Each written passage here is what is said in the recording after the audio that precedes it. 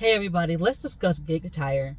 So I was wondering, is there any room in this space for respectability politics? Now, as you know, a lot of people wear very casual clothing as they do these deliveries for the gig apps. Walmart Spark, DoorDash, Instacart, etc. I've recently started doing Roadie. I've also had some other apps in the works, but I primarily do Roadie, which pretty much involves deliveries from pharmacies to people's homes. So I'm delivering like medications a lot, but I also have some Home Depot deliveries. But I recently have moved up to an LLC so that I can get into the medical courier space. So I am working on that. And in that process, transitioning myself to wearing more professional attire. So I started wearing, at the recommendation of the courier chick, wearing a polo top and khakis. I still wear my Crocs. Well, I don't. I said still.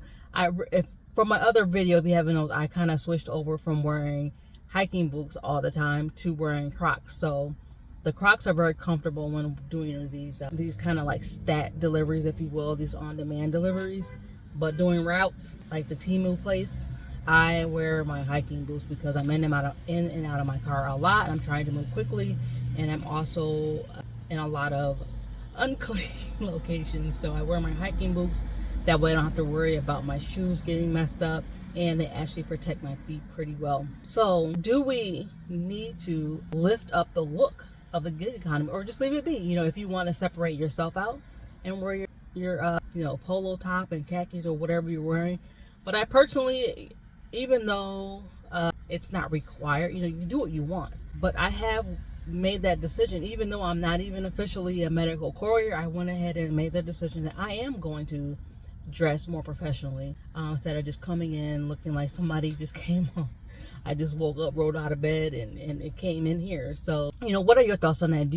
Is it even necessary? Is this just kind of let it go, let people do what they want to do? Because I know the gig economy is allowing people, all different types of people, to get in and get work and do these different deliveries or whatever. And if we try to, quote unquote, elevate the look of the gig economy, will that knock some people out? I don't know. Or will it just kind of, let the cream float to the top, and then you'll just be, somebody who just dresses nicely in comparison with everyone else?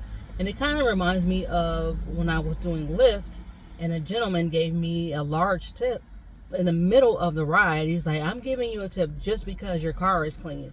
So, that kind of thing where you are setting yourself apart in this economy. Not that you have to, but because you choose to. So that is just, something I've been wondering, is this considered respectability politics?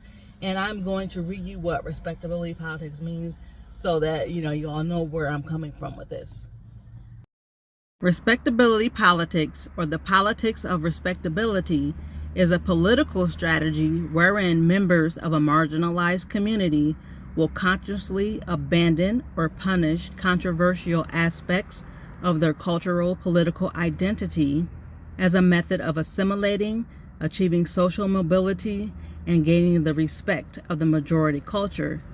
As a sociological term, it is often pejorative, typically used in a manner critical of the ideology. Now, with that definition, I don't know, I guess we could say that the gig economy is kind of like in a marginalized state, because it's, you hop on these apps and you do it. There's typically experience required, very little skill, be able to drive and read and things of that nature. So, and even like people coming in can use these apps and barely even speak the language and get the gigs, which I'm kind of seeing is happening or hearing about a lot. So with us abandoning these negative aspects, such as wearing raggedy clothing or just super casual clothing, maybe if we abandon that aspect, that will give us an edge, or at least help us to separate ourselves from the general population of gig workers. So, hey, that's just my thought. I don't even know if I would have come to that conclusion prior to trying to move into the courier, the actual medical courier space. Who knows? I probably would have just continued with my comfy sweatpants and, let that be. So let me know what you think. Is it something that you, even though you're not even looking into, or maybe you are, I don't know, looking into doing something like the medical courier. Is that something that is even a concern, or just, what do you think? Just kind of let it go. So I am interested in knowing what other people think about this. I do plan on continuing to wear what I have. I went ahead and got some additional pants and shirts. So these shirts, very inexpensive from Walmart.